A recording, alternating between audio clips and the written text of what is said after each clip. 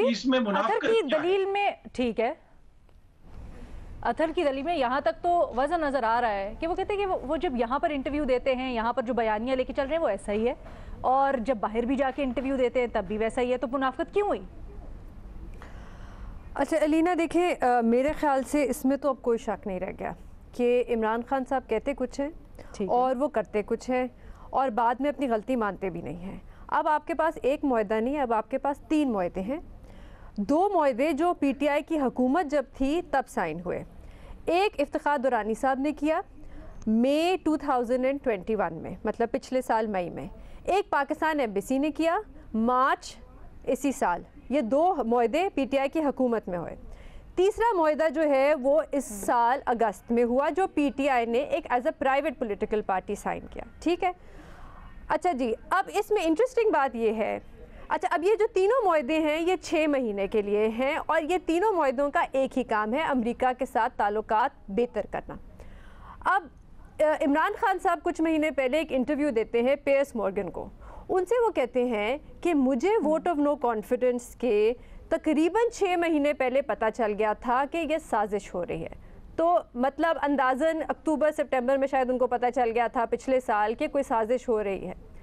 پھر بھی اس دوران آپ کی حکومت نے 2 معاہدے سائن کیے امریکی فرمز کے ساتھ، امریکہ کے ساتھ اپنے تعلقات بہتر کرنے کے لیے۔ اب علینا اطہر کے سوال کا جواب دینے کے لیے یہ ایک بہت عجیب سی بات نہیں ہے کہ ایک ملک جس کے بارے میں آپ کہہ رہے ہیں کہ وہ آپ کی حکومت گرانا چاہ رہا ہے، اس ملک کے ساتھ آپ تعلقات بہتر کرنے کے لیے مختلف کمپنیوں کو پیسے دے رہے ہیں۔ ایک تو یہ بہت بڑا ایشو ہے۔ دوسری چیز جو میں اسپیسیفکلی کہہ رہے ہیں نا کہ اسٹیٹ ڈپلومیسی اور رجیم چینج کو آپ کنفیوز نہ کریں، الگ الگ رکھیں۔ کیسے نہیں کر سکتے علینا، ایک پورے ملک پہ آپ الزام لگا رہے ہیں رجیم چینج کا، اس کے ساتھ آپ کس قسم کی ڈپلومیسی چاہتے ہیں جس پہ آپ الزام لگا رہے ہیں کہ وہ پیسے چلا کے آپ کی حکومت گرا رہے ہیں؟ آپ حکومت پہ الزام لگا رہے ہیں، ایک شخص پہ تو نہیں لگا رہے، پوری امریکہ کی حکومت پہ الزام لگا رہے ہیں۔ اچھا دوسری چیز، یہ جو افتخار درانی صاحب کا کانٹریکٹ ہے رابرٹ گرینیے کے ساتھ، جو ایک سابق سی آئی ایجنٹ تھے، اس میں ایک مجھے بہت حیران کن چیز لگی جس کا آپ نے تھوڑا بہت ذکر بھی کیا ہے اپنے مونولوگ میں، کہ ان کے پاس 2021 میں کوئی عہدہ نہیں تھا، کوئی آفیشیل پوزیشن نہیں تھی، لیکن وہ پھر بھی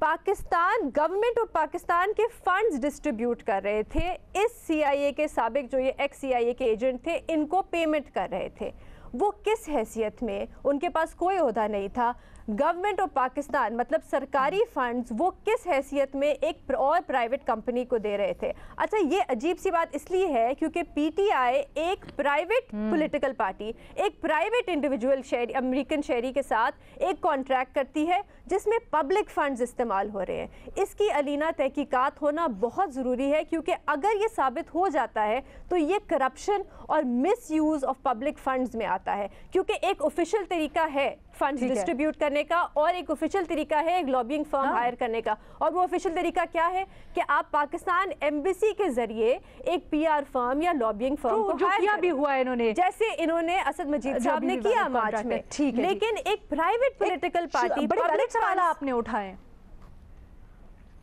کس طرح سے کر رہی ہے، اور پھر خاص طور پہ وہ عہدیدار جس کے پاس کوئی عہدہ نہیں ہے، وہ ممبر جس کے پاس کوئی عہدہ نہیں ہے، وہ کس طرح سے کر رہا ہے۔